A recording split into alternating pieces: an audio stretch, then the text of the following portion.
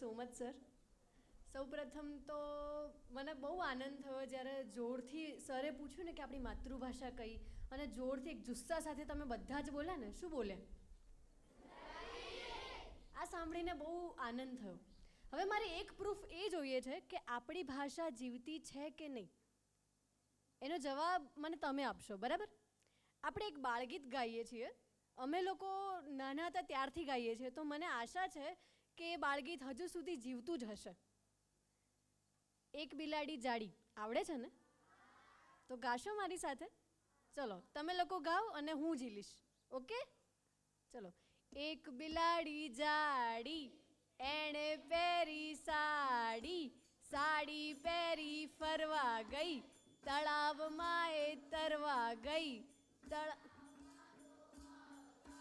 બિલ્લીને આવ્યા ચક્કર, સાડીનો છેડો છૂટી ગયો, મગર બિલ્લીને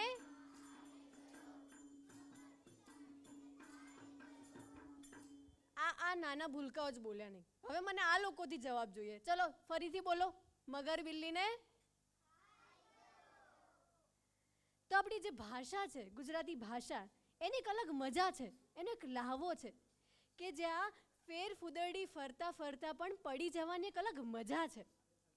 અહીંયા હજી પણ છે ને દરેક બાળક પાસે એક બિલાડી જાડી હોય જ છે ને? અને એ સાડી પહેરીને જ ફરવા જાય, અને એ તળાવમાં પાછા મગર તો હોય જ. અને આ અમર બિલાડીને મગર કાયમ ખાઈ જાય. મારા દાદીની બિલાડીને મગર ખાઈ ગયો હતો, મારા પપ્પાની બિલાડીને મગર ખાઈ ગયો હતો, અને મારી બિલાડીને મગર ખાઈ ગયો. એટલે બસ એમ જ પેઢીએ પેઢીએ સચવાતી આ બિલાડી કદાચ આવનારી પેઢીમાં થોડી મોડર્ન થશે, ડાયટ કરશે, જીમ જશે, કદાચ લેટેસ્ટ પેલી ઓર્ગેન્ઝા સ્ટાઇલવાળી સાડી પહેરીને આવશે, પણ છેલ્લે તો સાડીનો છેડો છૂટી ગયો અને મજા ના આવી. ફરી બોલો. સરસ. એટલે એમ જ કહીશ કે એક ઘાને કટકા ત્રણ ને સમજવું હોય તો ગુજરાતી ભણ. એ સમજવું હોય તો ગુજરાતી ભણ. અને જ્યારે ગુજરાતીની વાત આવે ને, હમણાં જ સરે વાત કરી કે ગુજરાતી ને અંગ્રેજીની, તો આપણે આપણી માતૃભાષાને ઊંચી લઈ જવા માટે કોઈ બીજી ભાષાને નીચી પાડવાની જરૂર નથી. કેમ કે સજ્જનો પોતાની લીટી મોટી કરવા માટે બીજાની લીટી નાની કરતા નથી. અને ત્યારે મને મુકુલ ચોકસી યાદ આવે કે ગુજરાતીમાં કોઈ મને પૂછે કે કેમ છે, ગુજરાતીમાં કોઈ મને પૂછે કે કેમ છે, તો લાગે કે જીવન હજુય હેમખેમ છે. ને અંગ્રેજી સાથે સહેજ કરી લઉં છું ફ્લર્ટ, પણ ગુજરાતી મારો પહેલો ને છેલ્લો પ્રેમ છે. ગુજરાતી મારો પહેલો ને છેલ્લો પ્રેમ છે.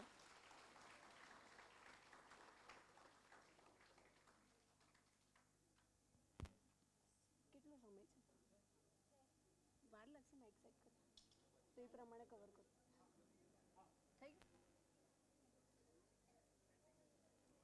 તો છેલ્લે પિયુષ પંડ્યાની એક સરસ મજાની કવિતા બોલીને હું મારી વાત અહીં ટૂંકાવું છું કે અંતરપટ ખોલું છું ને આખે આખોય ડોલું છું, અંતરપટ ખોલું છું ને આખે આખોય ડોલું છું, રોમ રોમથી બોલું છું જ્યારે હું ગુજરાતી બોલું છું. ને અન્ય ભાષાઓ મુજને આમ આબડછેતી લાગે, એટલે બાથ ભરીને બોલું છું જ્યારે હું ગુજરાતી બોલું છું. ને અંગ્રેજીના અળસિયા મારું અંગે અંગ ભાગે, એટલે દેશી દવા ગોળું છું જ્યારે હું ગુજરાતી બોલું છું. Thank you so much.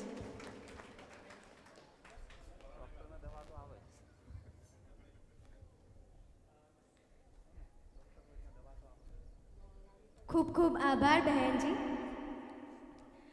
ખરેખર મને યાદ આવી ગઈ ધ્રુવ ભટ્ટની પંક્તિ કે ઓચિંતું કોઈ મને રસ્તે મળે અને જરા ધીરેથી પૂછે કે કેમ છે, તો હું કહું કે હું હેમખેમ છું.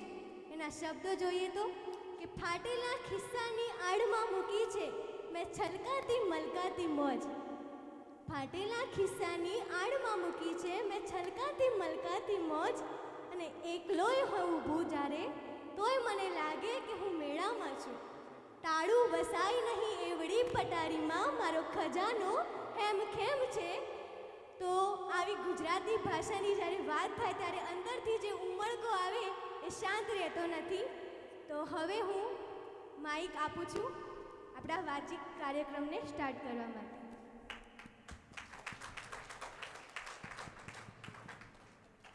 ઘનશ્યામભાઈ આવી જાઓ.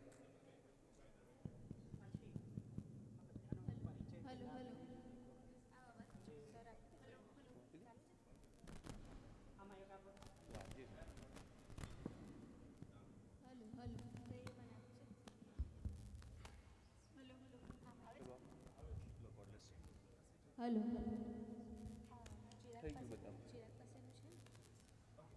ચિરાગ તારી પાસે માઇક છે? Hello hello